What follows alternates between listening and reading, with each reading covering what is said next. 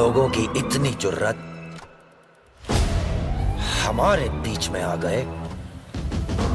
Jail जाते वक्त ये हथकड़ियां तुम दोनों के हाथों में होंगी। आखिर तुम हो कौन? हम कौन होते हैं बे?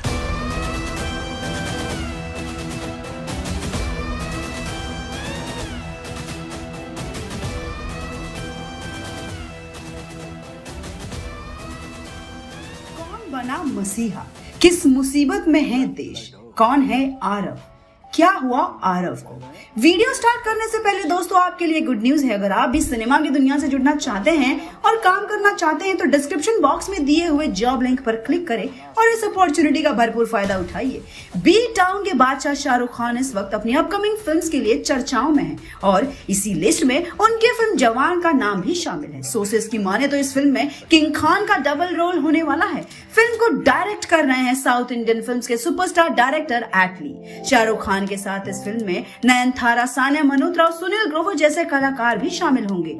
कहानी की शुरुआत होती है देश में बढ़ रही बॉम्ब ब्लास्ट से। चारों तरफ अफरा तफरी मची हुई है और इसकी वजह आतंकवाद के सबसे बड़े सरगना अंशुमन को बताया जा रहा है। अंशुमन ने पूरी दुनिया के सामने जल्दी ही हिंदुस्तान को बर्बाद करने की बात कही है। इसके साथ ही न्यूज चैनल पर यह खबर भी फैल रही है कि इंडियन गवर्नमेंट और आर्मी फोर्सेस इसके लिए कुछ भी नहीं कर रहा है। क्या बकवास है ये सब? टीवी ऑफ करते हुए इंडियन आर्मी के सीनियर ऑफिसर रमेश मल्होत्रा यानी अनुपम खेर कहते हैं। उनके सामने बैठे रोहित यानी सैयद अहद पूछता है, तो सर अब क्या करेंगे हम लोग? सीनियर ऑफिसर कहते हैं, वही तो मुझे कुछ समझ नहीं आ रहा। अगर आरव होता तो सब कुछ हैंडल कर लेता। रोहित सरप्राइज होकर पूछता है, आरव? सीनियर ऑफिसर कहते हैं, हाँ आरव, हमारे आर्मी फोर्स का आज तक का सबसे जाबाज ऑफिसर, देश का मसीहा जो बिना डरे बिना हिचकिचाए कोई भी मुश्किल पार कर जाता है। रोहित पूछता है, तो सर अभी कहाँ है वो? सीनियर ऑफिसर कहते हैं, वो पता नहीं कहाँ है, बट आई विश जहां भी है जल्द ही वापस आ जाए। अगले सीन में एक बड़ा सा घर दिखाया जाता है जिसमें पहली बार शाहरुख खान की झलक दिखाई देती है। घर का मेन डोर खुलता है। वीर यानी शाहरुख खान अंदर आता है और सबसे पहले अपने शूज उतार कर हैंड वॉश करता है। फिर टेबल पर रखी मेडिसिन उठाता है और एक कमरे का दरवाजा खोलता है। उस कमरे में और कोई नहीं बल्कि वीर का पापा आरव यानी शाहरुख खान है। आरव काफी कमजोर हो चुका है। वीर आरव के पास आता है और उसे दवाई देता है। दवा देते हुए वीर कहता है, देखना पापा, आप जल्द ही ठीक हो जाएंगे। उसके बाद हम दोनों मिलकर इस देश की सेवा करेंगे। आरव दवा लेकर सो जाता है। वीर दीवार पर लगाई आरव की तस्वीर को देखता है जो इंडियन फोर्स की यूनिफॉर्म में है। यही कहानी अपने फ्लैशबैक में जाती है। अगले सीन में एक घर दिखाया जाता है जहां काफी लोग की हलचल मची है। तब तक एक औरत आती है और सुषमा यानी नीना गुप्ता से पूछती है, अरे सुषमा जी, सब तो आ गए लेकिन हमारे दूल्हे राजा कहाँ हैं? सुषमा आरव की माँ है जो अपने बेटे की शादी की तैयारियों में इधर उधर लग गई है। सुषमा हंसते हुए कहती है, किसान, जवान और एक औरत को कभी शांति नहीं मिलती है। सुषमा आरव की माँ है जो अपने बेटे की शादी की तैयारियों में इधर उधर लगी हुई है। सुषमा बहुत ही प्यारी और अच्छी औरत है। वो औरत हंसते हुए कहती है, हाँ सुषमा जी, आपकी बात तो सही है लेकिन अपनी शादी में तो आएगा ना? सुषमा हाँ में जवाब देते हुए वहां से चली जाती है। सुषमा अपने पति राजेश यानी मुकेश मांजरेकर के पास जाती है और कहती है, सुबह से 100 मेहमान पूछ चुके हैं कि आरव कहाँ है, क्या जवाब दूं मैं सबको? राजेश कहता है, अरे आप भड़कती क्यों हैं? आ जाएगा वो। सुषमा कहती है, कब आएगा? उधर राधिका का भी बुरा हाल हो रहा होगा। रश्मि जी का फोन आया था मेरे पास, बता रही थी राधिका बहुत परेशान है।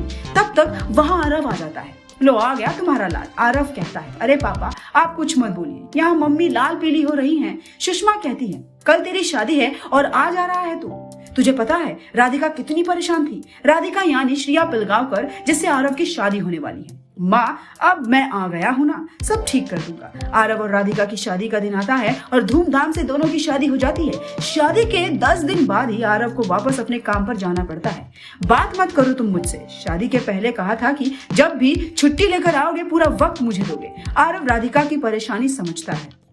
वो उससे जल्द ही वापस आने का वादा कर रहे कि चला जाता है। अगले सीन में दिखाया जाता है कि देश में एक के बाद एक कई बड़े बम ब्लास्ट होते हैं और इनकी वजह अब्दुल यानी दानिश भट्ट है। हेलो आरव, जल्द से जल्द मेरे कैबिन में आओ, सीनियर ऑफिसर आरव से कहते हैं। आरव ऑफिसर के कैबिन में पहुंचता है। आओ आरव, मुझे हमारे सोर्सेस से पता चला है कि अब्दुल यहीं इंडिया में छिपकर बैठा हुआ है और मैं चाहता हूं कि उसको पकड़ने की जिम्मेदारी तुम उठाओ। आरव कहता है श्योर सर, और अपने कैबिन में आकर अब्दुल को पकड़ने की तैयारी करने लगता है। कुछ ही देर में उसका फोन बजता है। सुषमा कहती है हेलो आरव, बहुत बहुत बधाई बेटा, तू पापा बनने वाला है।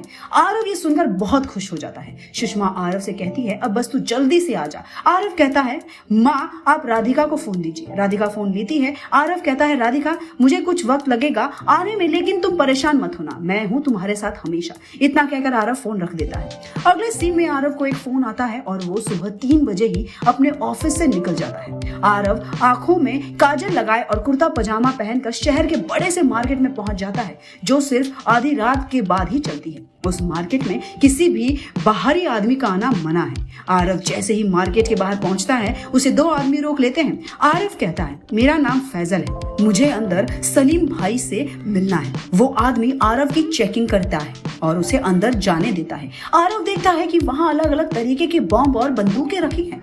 हर एक उम्र का इंसान उस मार्केट में मौजूद है। आरव सलीम का पता पूछते हुए सलीम के पास पहुंचता है और कहता है अस्सलाम वालेकुम भाईजान। सलीम आरव को ऊपर से नीचे देखता है और बैठने को बोलता है। फिर उससे पूछता है क्या चाहते हैं आप?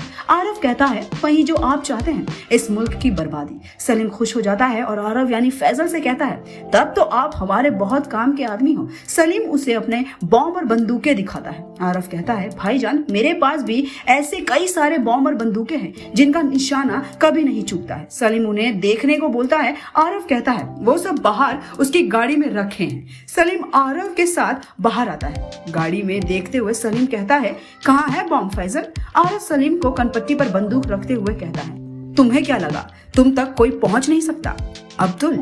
अब्दुल पीछे देखता है और अपनी जेब से गन निकालकर हवा में निशाना छोड़ता है। आरव देखता है कि कई सारे आदमी उसकी तरफ दौड़ते हुए आ रहे हैं। इधर अब्दुल भागना शुरू करता है।